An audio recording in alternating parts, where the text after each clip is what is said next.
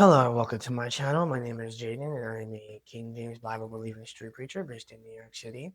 And this study is going to be my Great Tribulation playlist on identifying the two witnesses of the Great Tribulation. Now, there's a couple prerequisites you're going to need to know before you can watch this video. You first need to watch my video on signs and wonders because that video is going to be very essential to understanding this topic. You don't technically have to watch it, but there's going to be a lot of stuff that I just say as a matter of fact that you're going to be confused. All right. So I recommend you watch my videos on signs and wonders. And I also recommend that you watch my video as a prerequisite on the prophecy postponement video that I made. I'll put them both in the description because those two topics are going to massively help you understand this topic. These guys online are trying to figure out who the two witnesses are, and then they make up these erroneous interpretations. But if you watch those two videos, it'll be easier to understand this one. Now, the last thing is for my deep Bible believing viewers who are into really deep stuff, there's a major detail about this that I've not heard anybody bring up, that I'm not going to bring up yet until I make my 2 or 3 videos on Mystery Babylon, because I want to get those have to get done first before I can bring it up. So without further ado, the two witnesses of the tribulation period. Now, what even are the two witnesses? Let me show you. Revelation chapter 11. Revelation chapter 11. Revelation chapter 11. By the way, I think this constitutes meats. I feel like this is a meat doctrine, so if you're a newer guy, don't watch this. Revelation chapter 11. It says in verse 3, I will give power unto my two witnesses, and they shall prophesy 1,260 days, clothed in sackcloth. So I guess that when these witnesses show up, I guess they're gonna have hoodies on so that nobody can see who they are. But we'll keep reading. It says in verse 5, if any man will hurt them, fire proceedeth out of their mouth and devoureth their enemies. And if any man will hurt them, he must be in this manner killed. Okay, so basically, the two witnesses in the tribulation, what is it? They're two people that God, he calls and he gives power unto them to prophesy for 3.5 years. And these two witnesses, I'm going to go more into specifics on the miracles, but just know that these guys are going to be able to do some crazy stuff, right? Now, their job is they are sent to prophesy, most likely to the nation of Israel. You say, why? Well, because I suppose I should probably just start with the beginning so that you don't get confused. So let me just draw a little timeline for you. So right now, we're in the church age. Let me do this little line like this. Let me just give you a timeline so you know what's going on here. So right now, we're in the church age right here. Right? Now, in the church age, what's going on right now? The thing that's going on right now is that God is dealing with us by faith. By faith. Faith is the substance of things hoped for, the evidence of things not seen. So, which is to say that you believe the gospel by faith. Your Christian walk is operated by faith. You have the word of God, but God doesn't do miracles in the sense of Elijah, he called down fire from heaven. God's not doing stuff like that right now. Okay. Now God does do miracles right now, but it's not miraculous signs and wonders. It's something that he does in your life that's miraculous in nature, but it's not him bending the laws of nature and doing healings and signs. It's nothing like that right now, right? You have to live by faith. So even though God may use signs in your life sometimes, maybe once in a while, he doesn't want you to go by those things because signs are for Israel, right? You are not under the law of Moses. You are not under that. You are under the law of the Spirit. And so the law of the Spirit lives by faith.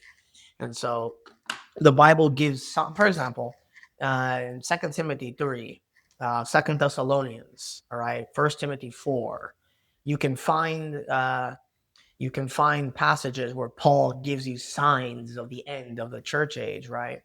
Now, there's nothing wrong with those signs.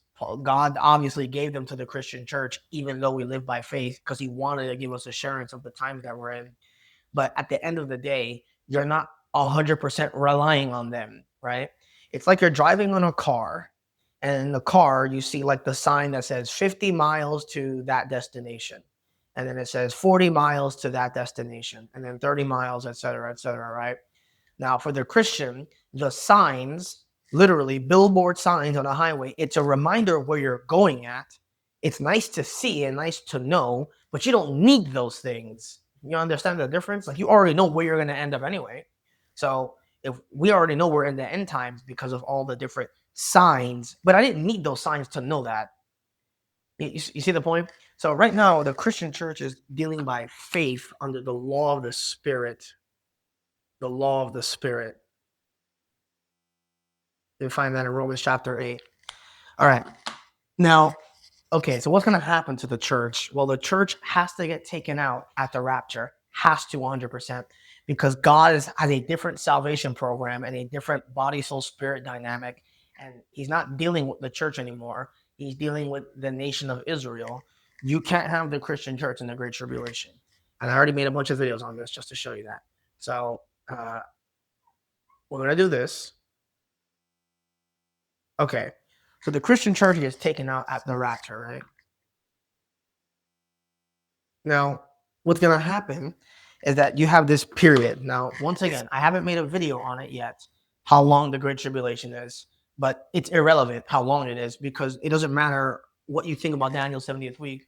The church has no part of any of the tribulation, the beginning of sorrows and the Great Tribulation. The church is not in any of it. Okay, so the people who have the historical view of the book of Revelation that, oh, we're going through the events of it right now. No, we're not in Matthew 24. We're seeing signs of Matthew 24, but we're not in Matthew 24. Matthew 24 is a future reference, right? So if you go to, if that happens, you have the church getting taken out.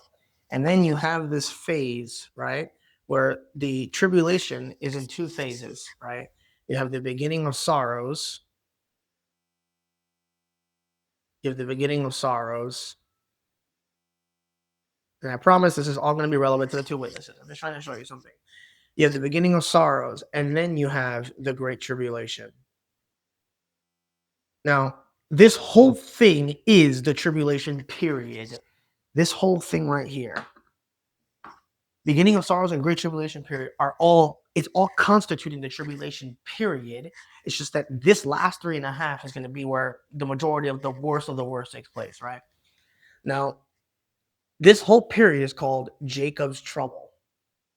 So the thing about these Christians is that they're like, the Christians are going to go through the Great Tribulation. Yeah, but these guys don't read the Old Testament because everywhere where this topic comes up, it's about the nation of Israel. It's not about the church, right? Now, I'm trying to just illustrate something to you so that you can understand what's going on here. If God's people from the beginning, he calls Abraham, Isaac, and Jacob. He makes these eternal promises to Abraham, Isaac, and Jacob, and he has to try to get them their kingdom because they should have gotten their kingdom and they didn't get it. They didn't receive it because they crucified Christ, right? And then they stoned Stephen. So, but the problem is when God founded the nation of Israel, how did he found that nation?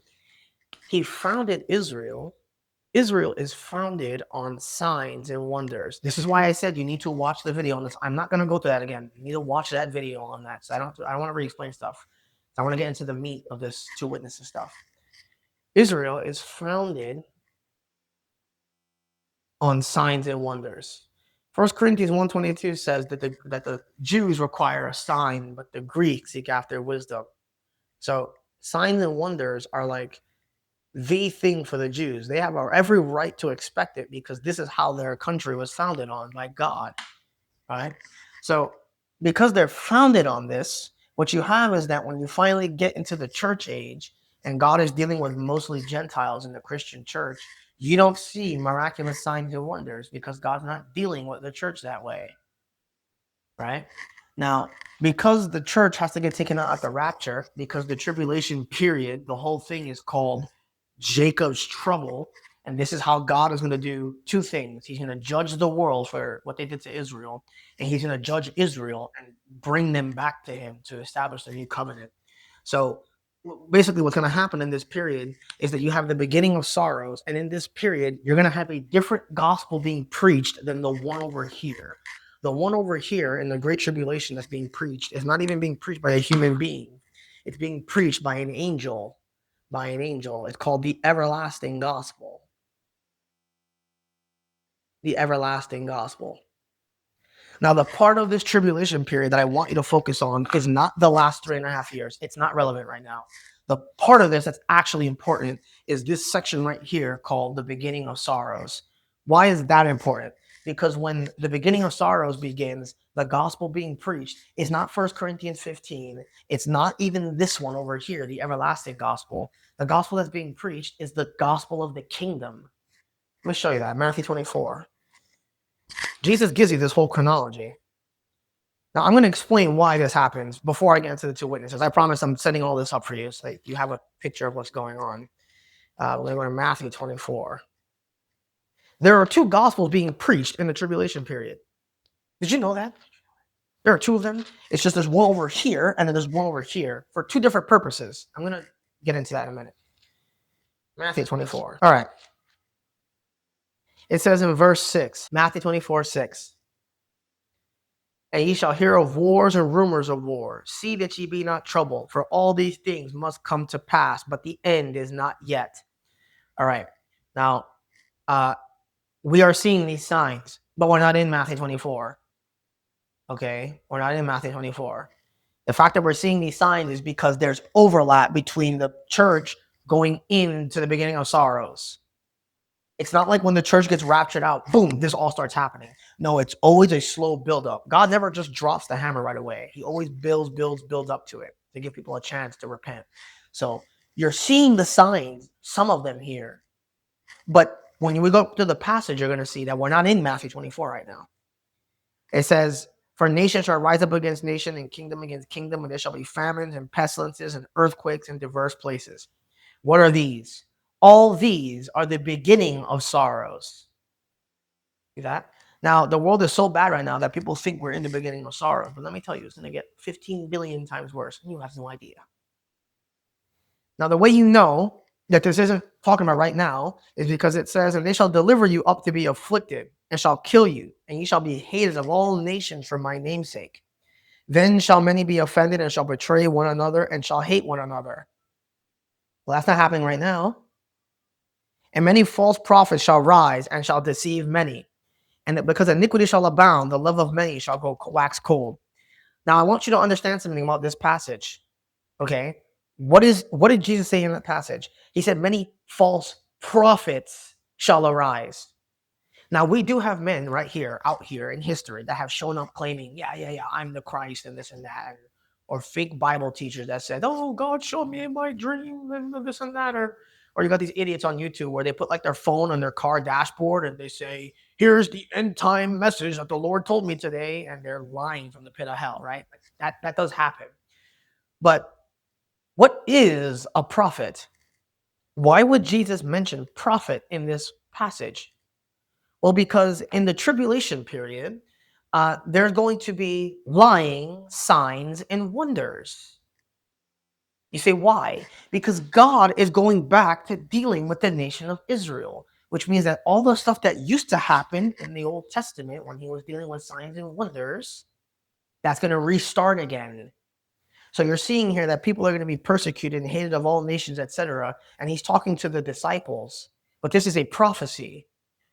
The most likely, now, I'm not going to say it's 100%, but the most likely possibility is that verse 9 in this passage, in verse 10, is talking about the 144,000 Jews. Now, I'm going to keep expounding this, but if the tribulation period is beginning and God is dealing again with the nation of Israel, you're going to have lying, signs, and wonders because you're going to have false prophets. You're going to have false prophets.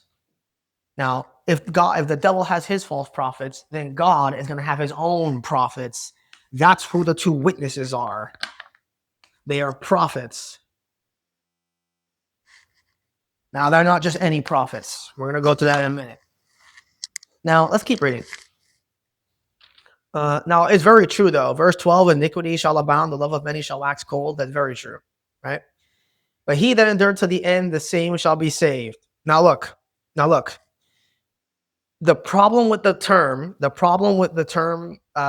the end, is that in this passage, the assumption is that the end is referring to the end of the Great Tribulation. But that's not going to work. That's not going to work because Jesus is switching between time, right? So here's what I mean. It says, "In this gospel of the kingdom shall be preached in all the world for a witness unto all nations, and then the end shall come." Well, the thing is, usually when the tribulation is being spoken of, it's talking about the end of the tribulation. And at the end of the chapter, that's exactly how it reads, right? But the problem is that the end here is not talking about the end of the 3.5 years over here. It's talking about, it's describing this whole period as the end. And the way you know that is because everything he just said in that prophecy is about the beginning of sorrows. But then when you get to verse 15, when ye shall therefore see the abomination of desolation spoken of by Daniel the prophet. Well, the abomination of desolation is when the Antichrist goes into the temple and then makes himself as God. He put that after the beginning of sorrows. You see that? Now, once you get to this period, the Great Tribulation, then you're in the end.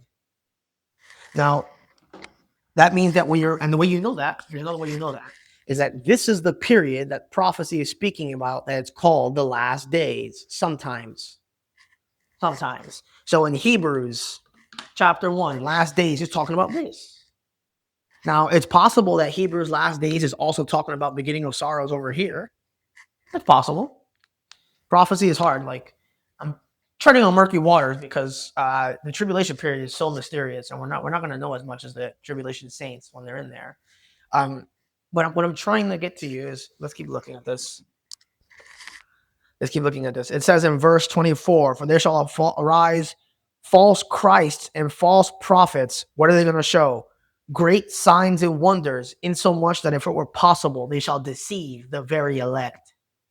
Okay, you see that? So check it out. In the tribulation period, you are going to have false Christs and false prophets. You know what John says, the apostle? He says, "Little children." Actually, let me show it to you. Go to 1 John chapter 2. 1 John chapter 2.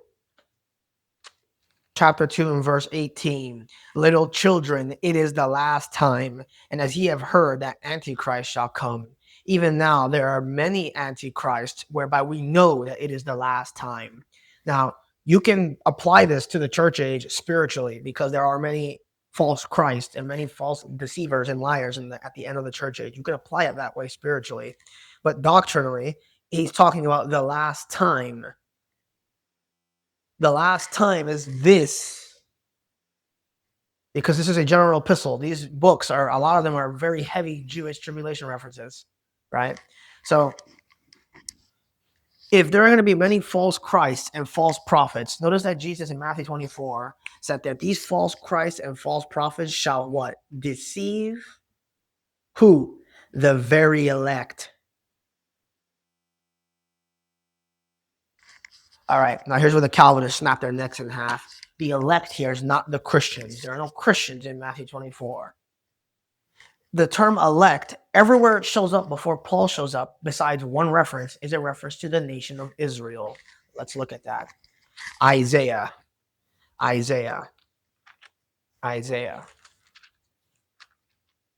45. Isaiah 45.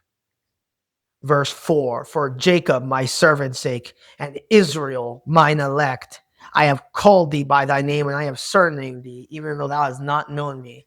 All right. Israel is God's elect. Israel. Why would the false prophets and the false Christ deceive the very elect, Israel? Well, it's so simple.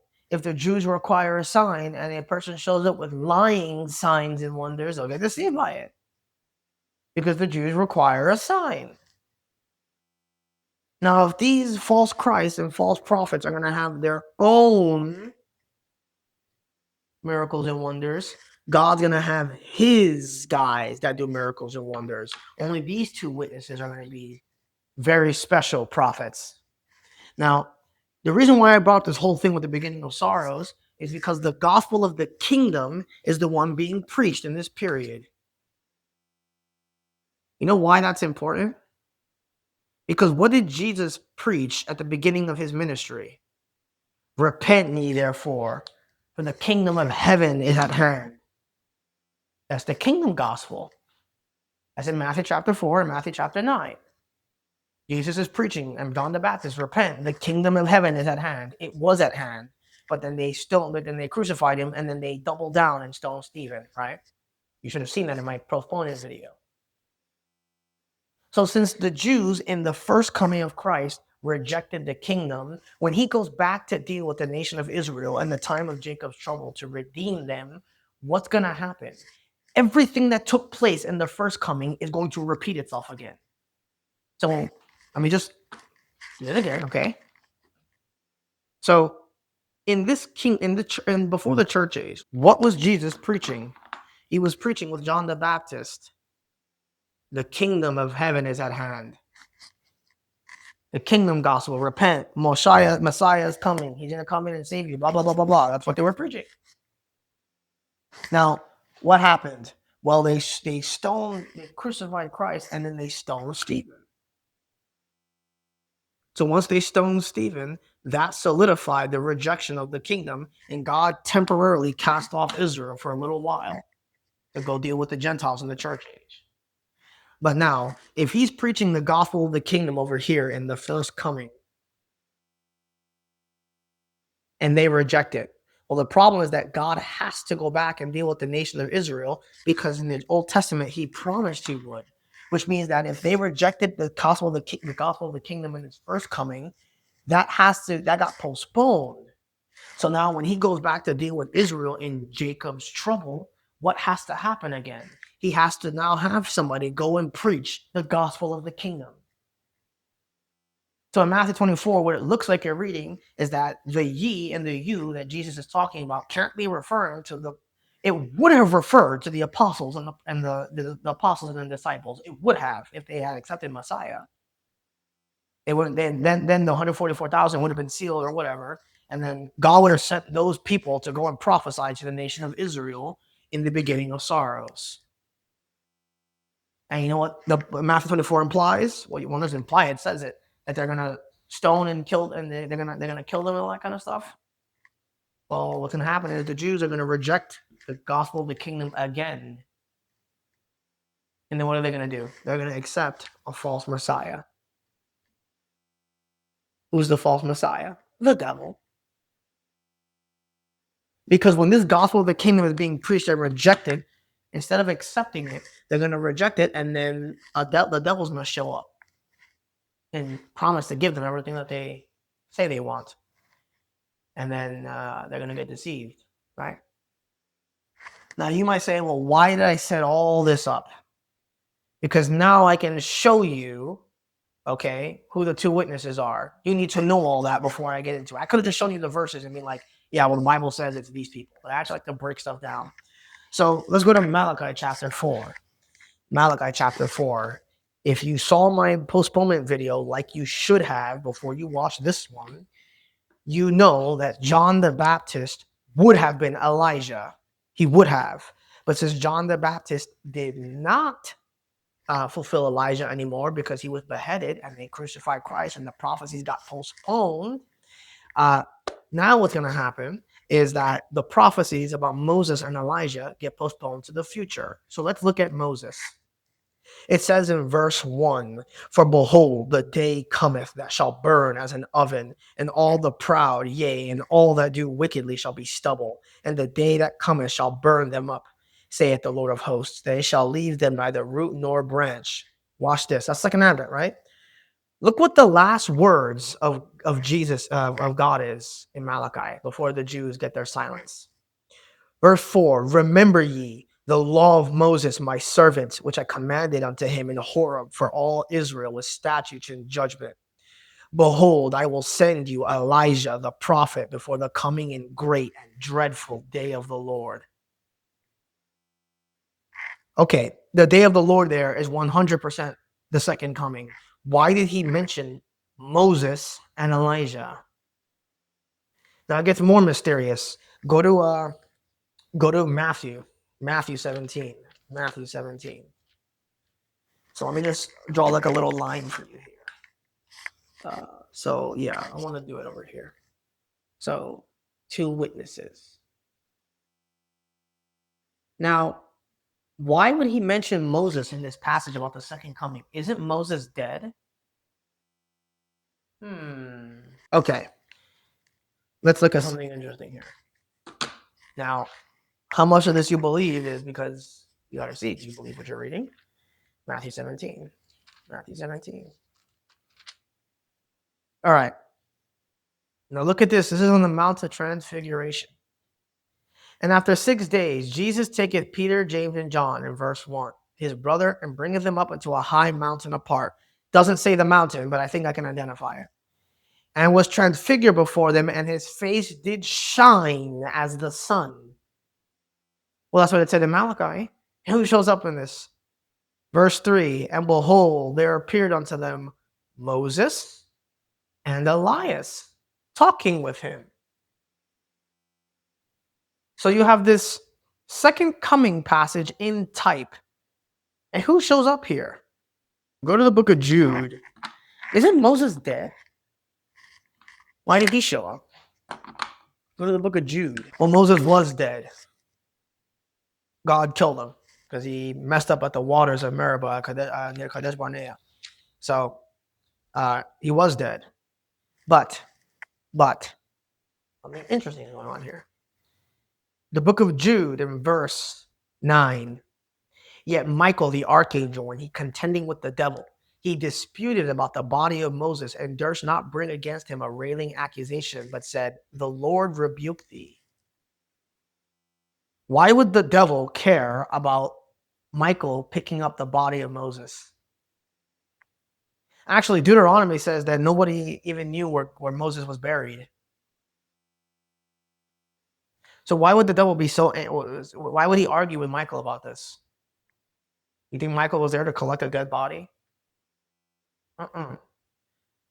You see, in my video about the first resurrection, the Old Testament saints were raised from the dead. But nobody knew where Moses' dead body was. Evidently, wherever Moses is now, he was up there with Christ because he appears with Christ in Matthew 17. Right? Now, in order to fulfill the prophecy about the coming of Moses and Elijah in Malachi chapter 4, that has to show up over here, because over here, that never happened. Look at this one, Matthew chapter 20. Matthew chapter 20. Matthew chapter 20 and verse 21. And he said unto her, what wilt thou? And she said unto him, grant that these my 2 sons may sit, the one on thy right hand and the other on thy left in thy kingdom. But Jesus answered and said, ye know not what ye ask. Are ye able to drink of the cup that I shall drink of, and to be baptized with the baptism that I am baptized with? They say unto him, we are able. And he saith unto them, ye shall drink indeed of my cup, and be baptized with the baptism that I am baptized with. But to sit on my right hand and on my left is not mine to give, but it shall be given to them for whom it is prepared of my Father. What? Who are these 2 people that are prepared to say that Jesus is right in his left hand? That the Father has already prepared. Did you read anywhere in the Old Testament about God the Father preparing anything? You do, actually. So let me show you what's going on here. All right. So you got, notice this, look at, oh, God does know the Trinity? Okay, look at this weird design here. You have Jesus here, and then he says on his right hand and on his left. Well, that's Moses and Elijah, who appears on the Mount of Transfiguration. Moses and Elijah. Who did he say that prepared them for the Father? At his right hand and his left? That has to be Moses and Elijah. Go to the book of Zechariah chapter 4. Zechariah chapter 4. And I will give you the interpretation. This is deep. Zechariah chapter 4. And it says in verse 11, then answered I and said unto him, what are these 2 olive trees upon the right of the candlestick and upon the left side thereof? Did you read that? Read that carefully. The olive trees are on the right and the left side of the candlestick. Moses and Elijah. I'm going to show you how you know that. Jesus said, the God the Father prepared them on his right hand and his left hand. It is given to them who is prepared of my Father. The wording is the same. And then it says, and I answered again and said unto him, verse 12, what be these two olive branches which through the two golden pipes empty the golden oil out of themselves? And he answered me and said, knowest thou not what these be? And I said, no, my Lord. Then he said, these are the two anointed ones that stand by the Lord of the whole earth. Can you think of two anointed people that stand by the Lord of the whole earth? Go to Revelation chapter 11. I will give you the interpretation. Revelation chapter 11. Who are these two witnesses? Verse 4, these are the two olive trees and the two candlesticks standing before the God of the earth. That's Zechariah. That's Zechariah. That means the two anointed ones are the two witnesses. Now he says, behold, in Malachi chapter 4, behold, I send you Elijah. Remember ye the law of Moses, my servant. Well, isn't that strange? That means if there's all these false Christs and false prophets and false apostles, God sends two of his greatest prophets. Moses. Look, Moses who represents the law. And then you have Elijah who represents the prophets. You have the law and the prophets. That means the two witnesses are Moses and Elijah. Now notice this. Before I go into Revelation, go to James chapter 5. James chapter 5. Who shows up in this book? It says in verse 17, Elias was a man subject to like passions as we are, and he prayed earnestly that it might not rain. And it rained not on the earth by the space of 3 years and 6 months. Remember in the Old Testament when Elijah shut up the heavens, the rain for 3.5 years?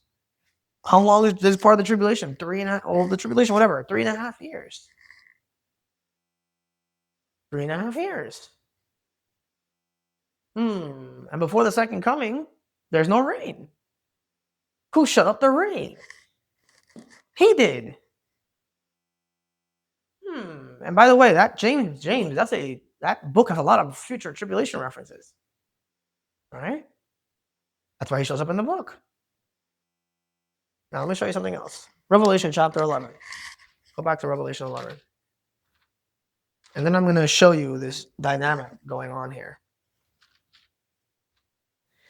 Revelation chapter 11 and verse 5. If any man will hurt them, fire proceedeth out of their mouth, and they devour their enemies. And if any man will hurt them, he must be killed. He must in this manner be killed. What can these two witnesses do? They have power to shut heaven, that it rain not in the days of their prophecy. Oh, come on, who's that?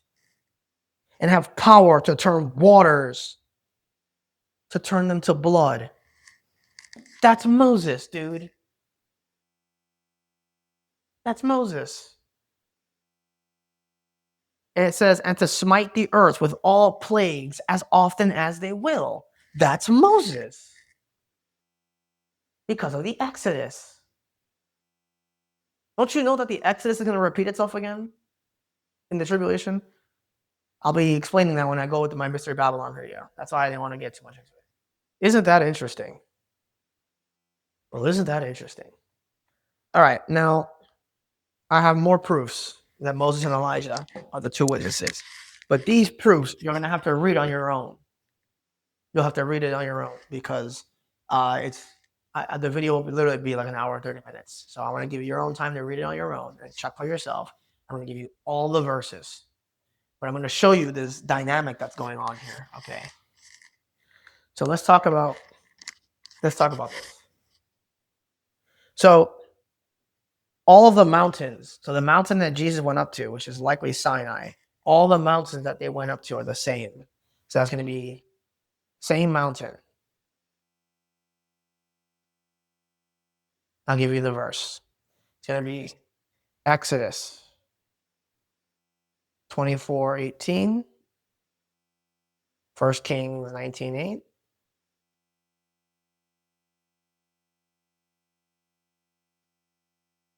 and you're going to get Matthew 4. Jesus, Moses, and Elijah all were on the same mountain. Isn't that interesting? How about how long they fasted? They all fasted 40 days. Did you know that? That's going to be same thing. Exodus 24:18, Luke 4:2, and then 1 Kings again 19:8. Well, isn't that interesting? I wonder why all three of them all do the same thing.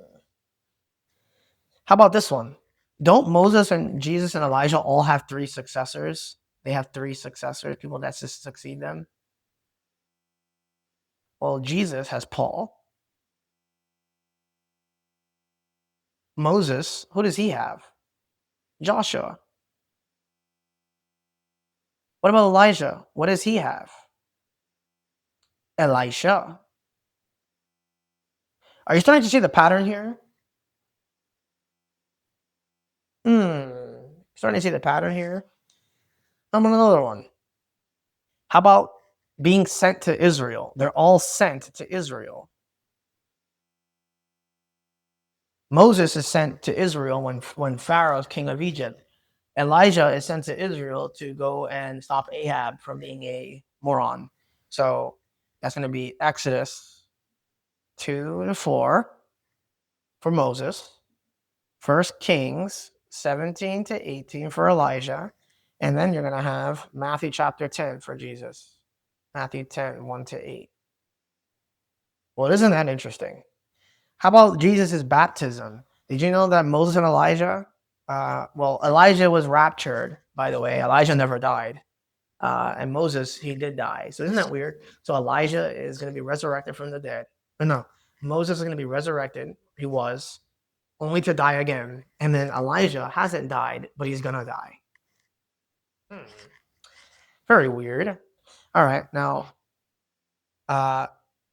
Moses dies, and Elijah is raptured where Jesus was baptized. Where was Jesus baptized? On the eastern side of Jordan. So that's going to be Deuteronomy 34. And then that's also going to be 2 Kings 2. 2 Kings 2. And John 1:28. Well, that's just a strange coincidence. Why do all three of them have the same mirroring ministries? Because they are the two witnesses of the Great Tribulation. This is not up for debate. By the way, it's not Enoch. Okay? It's not Enoch. Enoch is something else. All right, here's the last one. They all have miraculous water crossings. That's going to be Exodus.